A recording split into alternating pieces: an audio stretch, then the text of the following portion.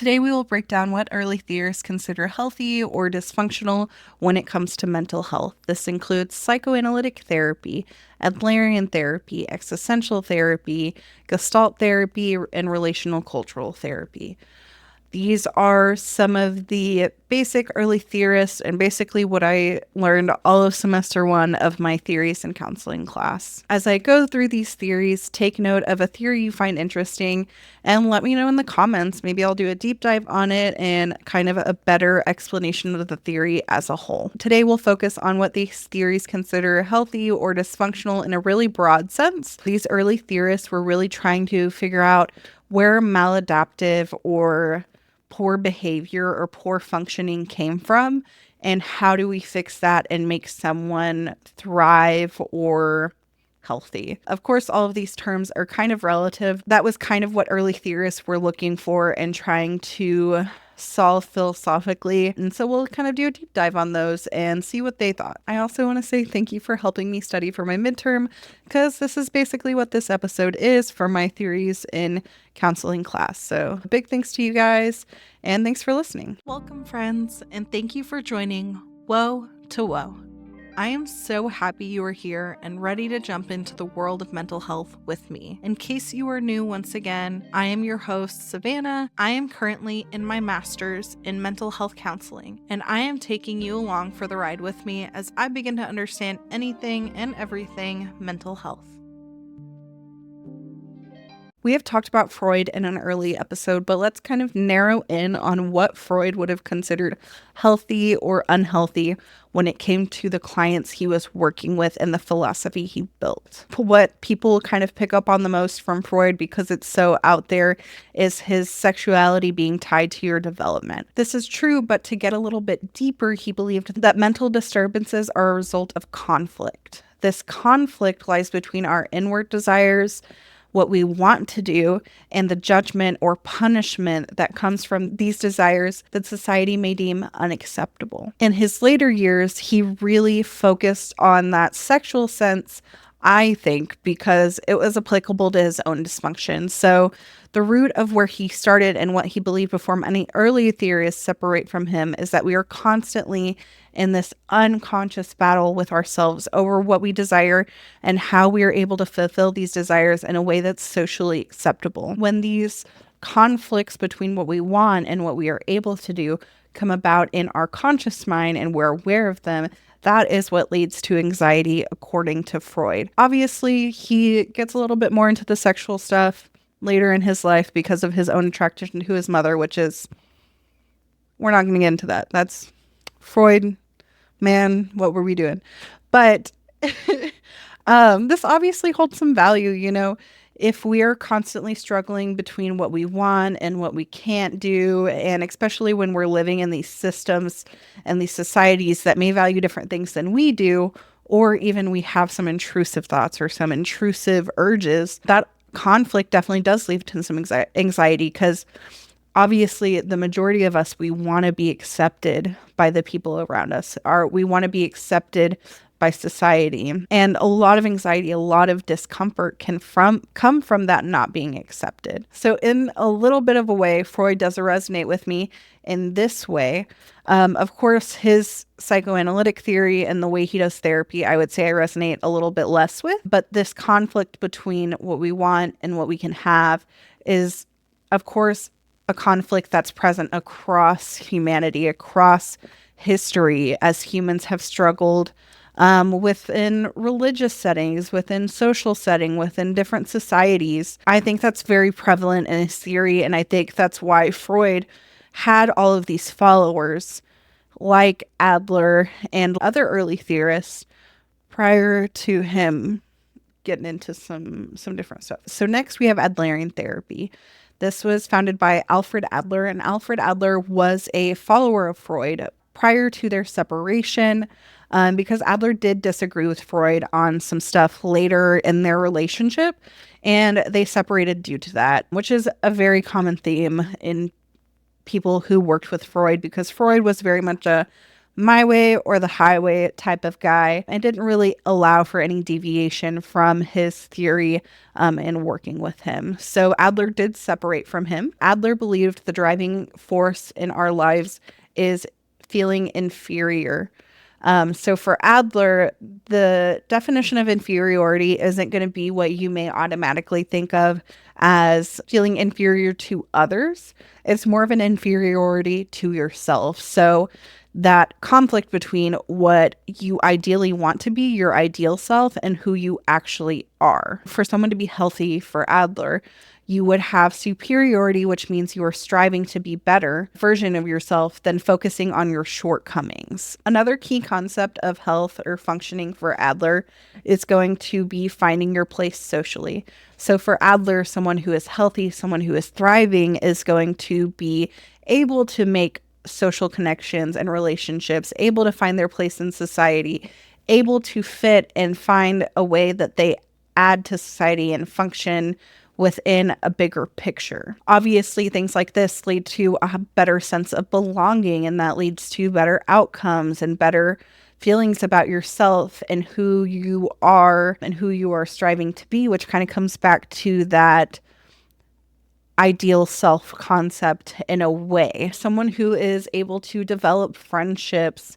and develop these important relationships is going to be considered thriving and healthy to Adler. I really resonated with this because I do think that our concept of ourself has a big play in our satisfaction with our life.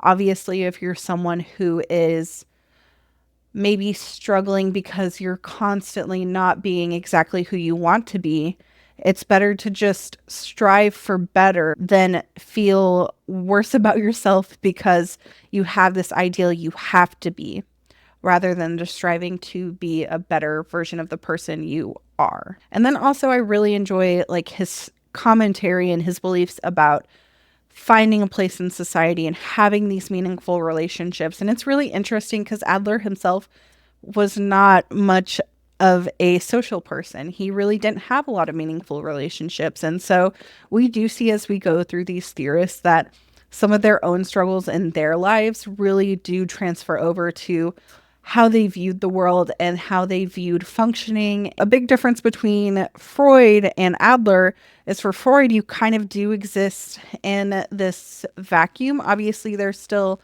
that concept of being who society wants you to be and being who you want to be. But for him, it's more focused on yourself.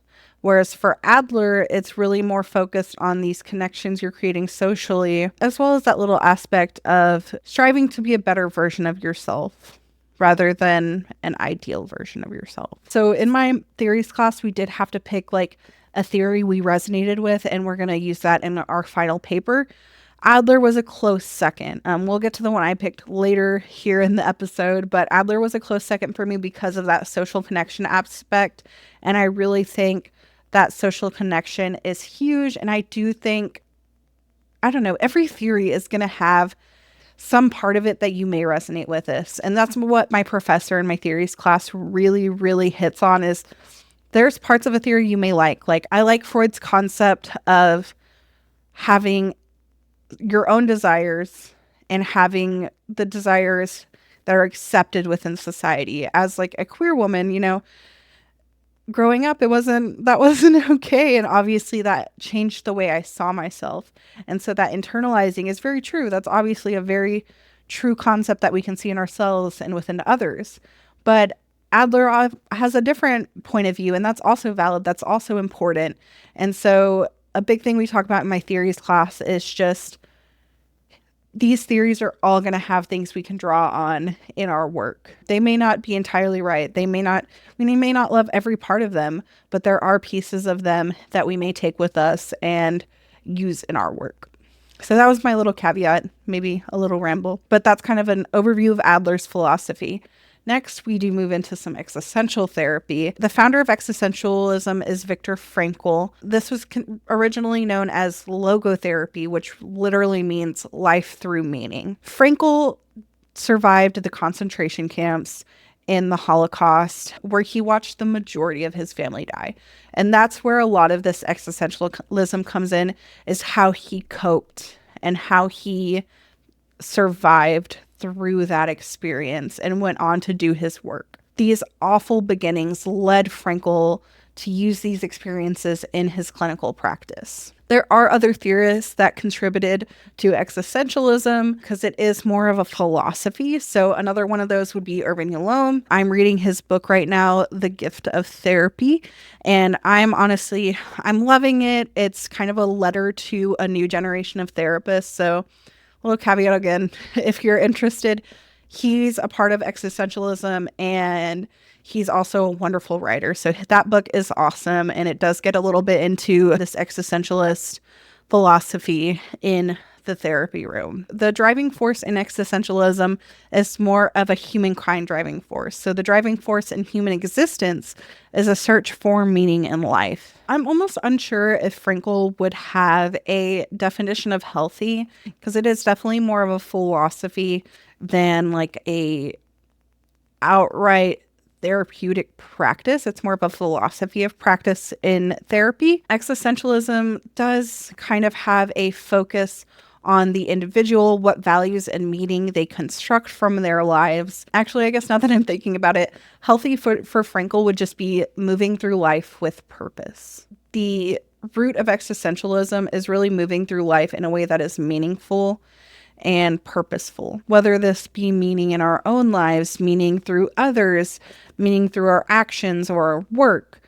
In existentialism, ourselves alone are responsible for creating this meaning, and it is a choice to make actions that add to the meaning of your life. Existentialism does kind of bring in this concept of self-efficacy, like even when we're in these situations as awful as the Holocaust, even when we're in these situations where these systems are working against us, we can still find meaning in our life and still find ways to pull through. And that is what's going to get us through what can almost seem meaningless, which is human existence, because of all the horrible things that do happen. I kind of really enjoyed this theory. I feel like I struggled in my early 20s to believe that my life had meaning. I struggled with this existentialism that kind of a lot of people in their early 20s struggle with, of why am I here? Why am I doing this? Why am I doing the things I do? And so existentialism really takes those questions and uses them. Why do you want to be here? How are you finding meaning in your life? How are you finding meaning in the things you do? And it really does kind of put that burden on you yourself to create that meaning. And so that's the root of existentialism and what that looks like. Like I said, it's more of a philosophy rather than a specific route to happiness or anything like that, or route to being healthy. You're not necessarily resolving anything. You're just reframing how you're giving your life purpose. Next up, friends, is person-centered therapy. So person-centered therapy may be something that you've heard of before. If you scroll through some Psych Today profiles, it's definitely something you're going to see pop up a few times. So what is it? Person-centered therapy also has a viewpoint that feels philosophical. Carl Rogers brought forth person-centered therapy with a focus on self-actualization, how we reach or strive for our full potential. Sounds familiar, right? This sounds similar to Adler, but we are not talking about inferiority and superiority here. Rogers would have a similar concept of being congruent. So that's more his concept, meaning that who I want to be, my self-concept, and who I actually am, my lived experiences are the same. We still do have that concept of an ideal self, but this means we're being congruent. We're making sure that these are the same. Every day I show up in my life as the person I want to be. So in general, what we would think of as authenticity today would really resonate with Rogers. That's really kind of what I took away from person-centered therapy and Rogers' theories. Rogers would also value each individual's experience and how our lived experiences shape our perspective and our values in our life, which is kind of similar to existentialism and Adlerian therapy. There is this belief that the individual alone knows what they need to do to self-actualize. And it is our responsibility to recognize that and make the conscious change that comes with therapy. Again, in person-centered therapy, we're really focusing on what that individual person needs to feel fulfilled in life and feel self-actualized. And that's kind of up to you to figure out what that ideal self is and show up in your life in that way. As you may notice, as we're progressing through threes, it feels a little bit less prescribed. This is what will make you feel better, more focused on breaking down those barriers within yourself and understanding who you are and what you specifically need. I think this concept is very much key in therapy, and that's why you may see it on a lot of therapist profiles, because the human condition is diversity, is adaptability. We have the ability to live in so many different ways.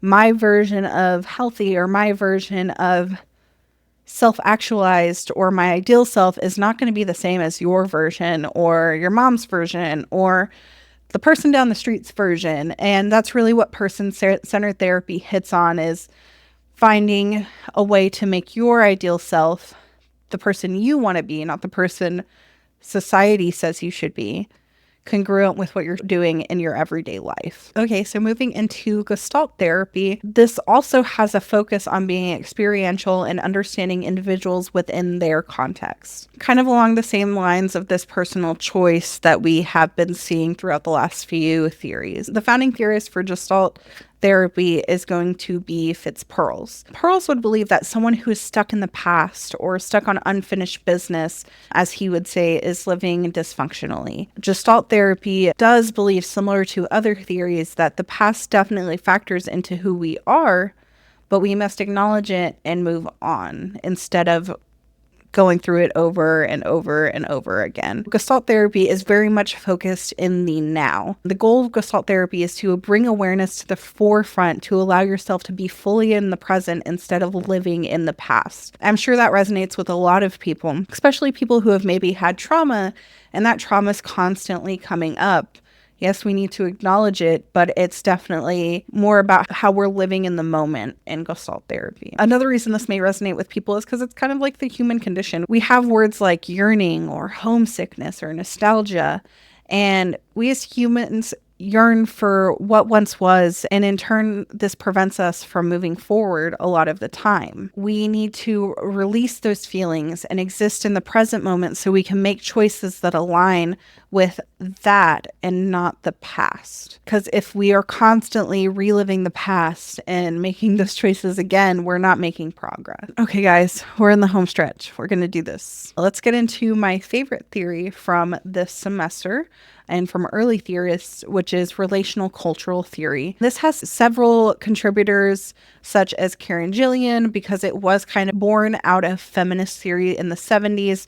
So it does have a lot of collaborators within it. With relational cultural theory, we do see our first non-white man focused theory. So we do see some other individuals bringing forth their thoughts and ideas in a way that may be a little bit more flexible than some of these other theories and a little bit more open-minded, because we do have to recognize in a lot of the theories I've talked about so far, especially as someone like Freud, their work was done with predominantly white women in the upper middle class and not with people who may be people of color, maybe existing within different cultural expectations. And so relational cultural theory does breathe in this new light that we haven't seen in these other theories. This also has a lot of uses within like collectivist cultures because they're so different from the predominant Western cultures. Relational cultural theory does have a good place with people who exist within these collectivist cultures. The key concept in regard to functioning in relational cultural theory is connection, sharing a feeling or a relationship with someone or others. So connection is the key factor in thriving in relational cultural theory. Relational cultural theory does believe that our dysfunction or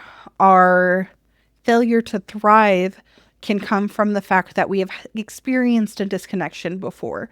So An example I will use in this theory is, say, someone who is a part of like an LGBT plus community. They grew up in the church. They grew up with this community built in through the church. And then when they came out, they had a disconnection from that community because of who they are. And so that disconnection is kind of traumatizing. It's kind of creates this mindset that this is going to happen again to me. And so relational cultural theory really works to provide an openness to new connection and an openness to connecting to a community or a whole, when you maybe have experienced that disconnection before from a system or a community that ostracized you or did not find you worthy of it. So like a lot of therapy, relational cultural theory is going to do a lot of modeling of this connection with the therapist so that you can in turn go out and have these connections with other people and build a meaningful life for yourself. I do like this one because reconstructing yourself when you're in a place where you maybe don't have a good sense of self is less dependent solely on you and definitely has more of a dependence on your community and the whole. That's kind of why I resonated with relational cultural theory, because there is so much work and so many good things that can come from building these connections with others. And it does recognize that a disconnection or this poor experience can put you in a place where you don't want to seek that connection. You don't want to seek connection in a society where you are not viewed as worthy. Okay, guys, I want to hear from you. Which of these theories resonated with you, and would you want me to do a deep dive on any of these? I definitely kind of want to do a deep dive on relational cultural theory because I will be writing about it in my final paper, but I'd love to hear what y'all are interested in or what you found interesting in these theories. If you were in my class, which one would you pick for your paper? Like I said, as I work with these theories, there's pieces of all of these theories that I recognize as helpful or I recognize as valid, and I may not agree with the whole theory. The practice of therapy is really about being flexible because also some of these theories I may resonate with more, but they're not going to be applicable to all of my clients. So I do need to have all these different tools, almost all these different theories to come back to, because there may be one that, oh, this client is going to benefit from this theory. This client, the way they live their life, they're really going to benefit from this kind of framework that this theory offers.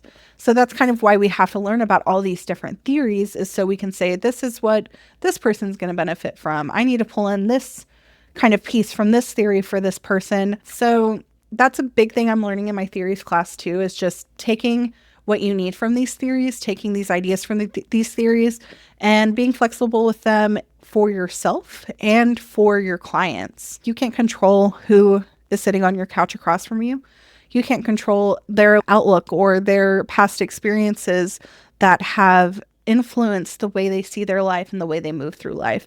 You've really got to find a theory or framework that's going to work for them and do that work to help them. I hope that made sense. I hope I wasn't too rambly in this episode.